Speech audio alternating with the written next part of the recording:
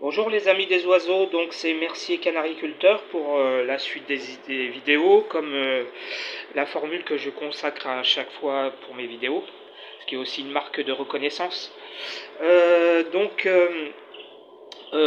Voilà, donc nous sommes maintenant, alors je fais des vidéos maintenant assez espacées parce que on est en période calme.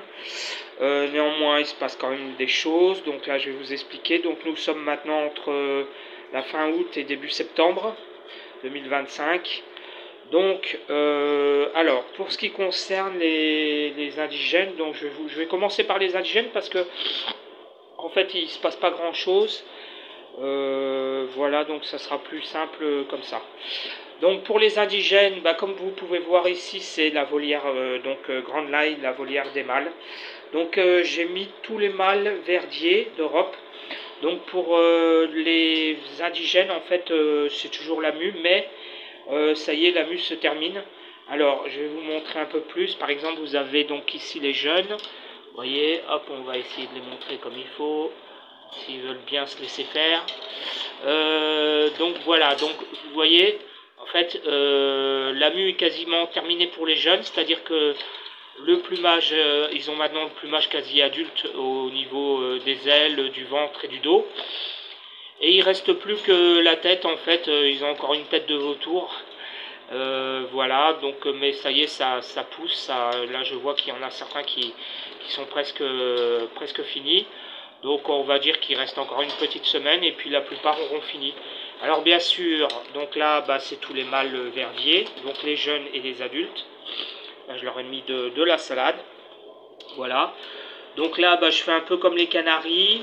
C'est-à-dire qu'en fin de mue, après, une fois qu'ils seront dans la mue, une fois qu'ils auront fini la mue totalement, je leur donne plus rien, puisque juste dégrainer de l'eau.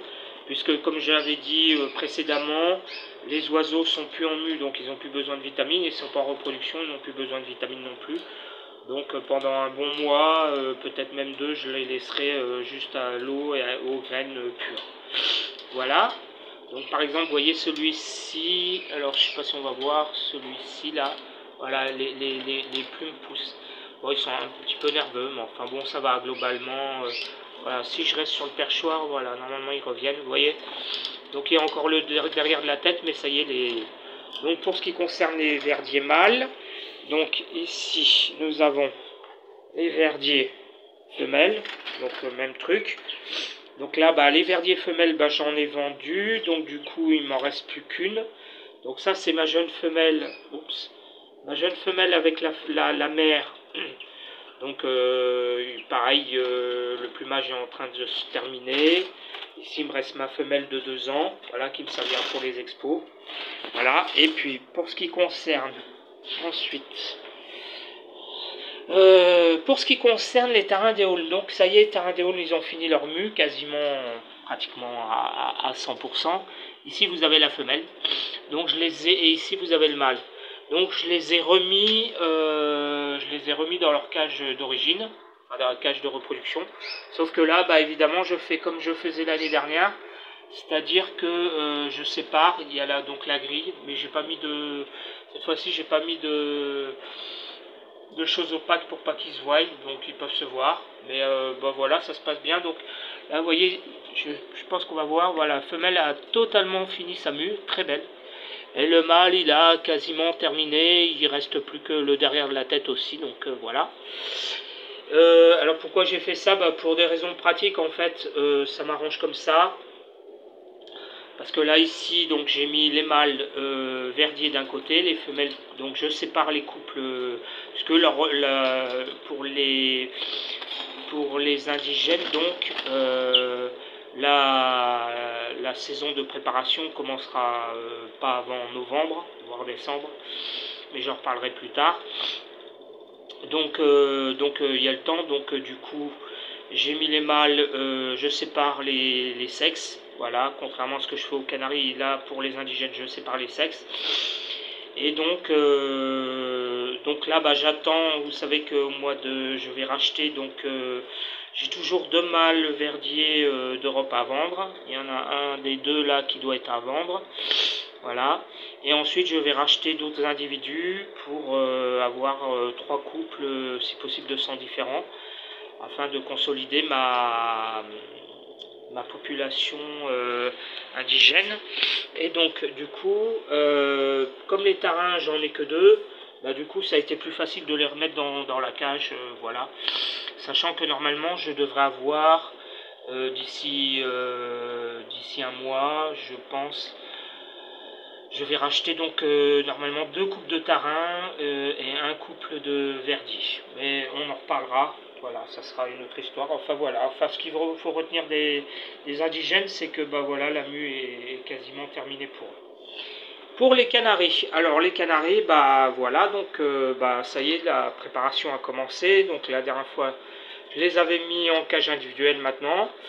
Et puis là, bah ça y est, je commence à enrichir la nourriture. Donc comme je vous avais dit, une fois que la mue est finie, je leur mettais juste des graines et de l'eau pure, puisque bah, ils sont pas en reproduction et que la mue était finie.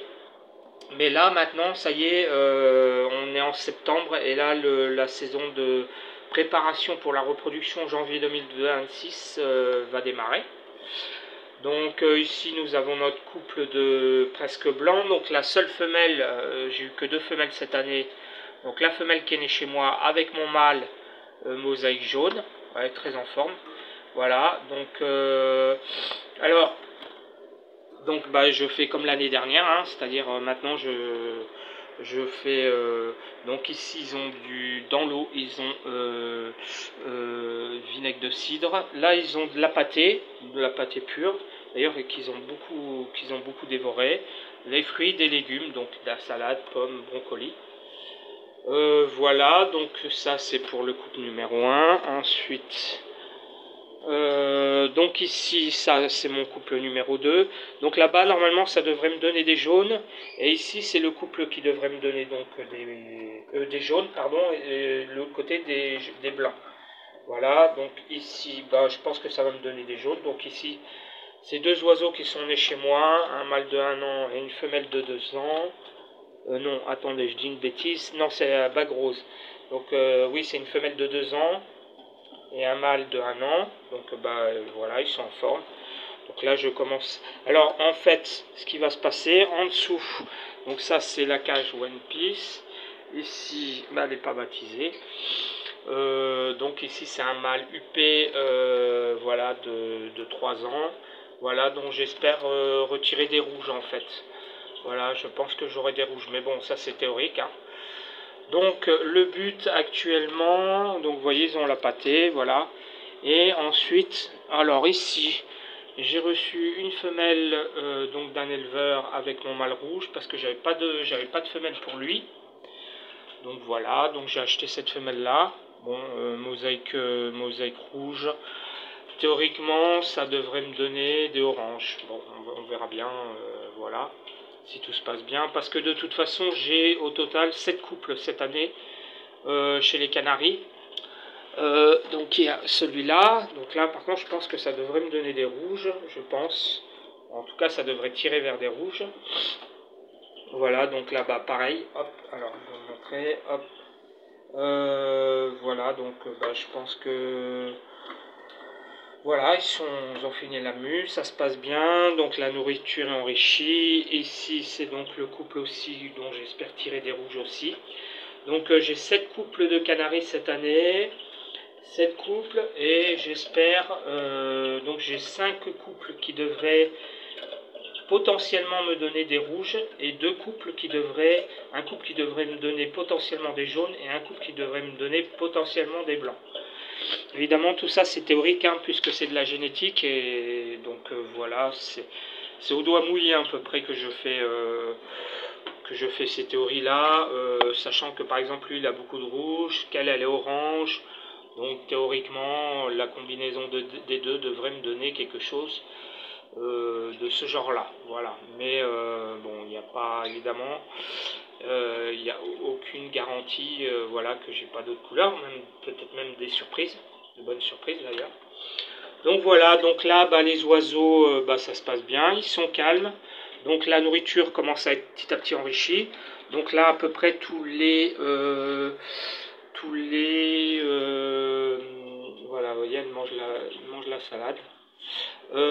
Tous les mois, à peu près toutes les 3 semaines, j'enrichis un peu plus la nourriture. Voilà, comme je fais chaque année, que j'ai dans un petit carnet, donc voilà. Et donc on va aller tranquillement jusqu'au mois de novembre. Voilà, donc ça suit son cours. Voilà les amis, donc je crois que j'ai fait le tour, hein. Il n'y avait pas grand chose à en dire. Voilà, donc les oiseaux sont plutôt tranquilles. Donc là, dans cette période-là, évidemment, alors j'ai oublié de dire, la fenêtre est tout le temps ouverte chez moi, jour et nuit, donc il n'y a pas de lumière artificielle, évidemment. L'hygrométrie, la température, c'est celle de dehors. Voilà. Sachant que j'ai heureusement des ventilateurs parce qu'il a fait très chaud cet été ici. Voilà, mais sinon, vous voyez, ça se passe bien. Donc les oiseaux, ils sont en repos. La nourriture est enrichie petit à petit, donc vous voyez, ils sont plutôt en forme. Voilà, j'essaye de le prendre, mais j'y arrive pas parce qu'il ne fait que de bouger. Donc voilà, hop là. Donc voilà. Voilà, donc je vous dis aux prochaines vidéos qui auront lieu, je pense, d'ici le mois d'octobre, hein, parce qu'il n'y aura pas grand chose à en dire. Sachant que là, les oiseaux, en fait, ils sont assez calmes, donc c'est plutôt une bonne chose. Ils sont assez calmes. Les mâles commencent un petit peu à chanter, ça y est. Bon, lui, par exemple, lui, le fils et le père, les trois là, ils se mettent à chanter. Voilà, donc bon, pas là évidemment parce que je les filme. Donc c'est plutôt bon signe. Bon là, ils sont un petit peu nerveux parce qu'ils ont peur du téléphone, mais normalement ils sont très très calmes. Très calmes, et puis voilà, voilà, je pense que eux ils sont un peu plus calmes à filmer. Voilà. Donc là, j'ai mis le nid, mais évidemment ça n'a aucun intérêt, hein. C'est juste pour les habituer en fait. Parce que le nid, en fait, c'est pas parce que vous mettez le nid qu'ils vont se reproduire, contrairement à ce que certaines personnes croient. C'est juste qu'en fait, comme le nid il est rouge et qu'ils n'ont pas l'habitude, du coup je l'ai mis maintenant, comme ça leur permet, vous voyez, de s'habituer. Et au moment de la reproduction, ça sera pertinent. Mais pour le moment, ça n'a aucun effet sur l'oiseau. C'est juste un élément de décor, quoi. Plus comme il y a les perchoirs, voilà. Ça n'a aucun intérêt. Voilà les amis, écoutez, je vous dis à la prochaine vidéo pour la suite de notre petite colonie. Sachant que je commence à préparer déjà une expo. Là je vais en faire une le 17, que je ferai une petite vidéo sûrement. Et j'en ferai une, comme classiquement, je commence à faire celle qui aura lieu au Centre culturel Louise Michel, comme chaque année. Ça sera donc la 5e année. Et cette année, on va faire on fera un petit événement. On est en train de préparer ça. On fera un concours de dessin d'oiseaux. Donc voilà, mais j'aurai l'occasion évidemment d'en reparler. D'ici là, on aura le temps. Voilà les amis, donc je vous dis à la prochaine.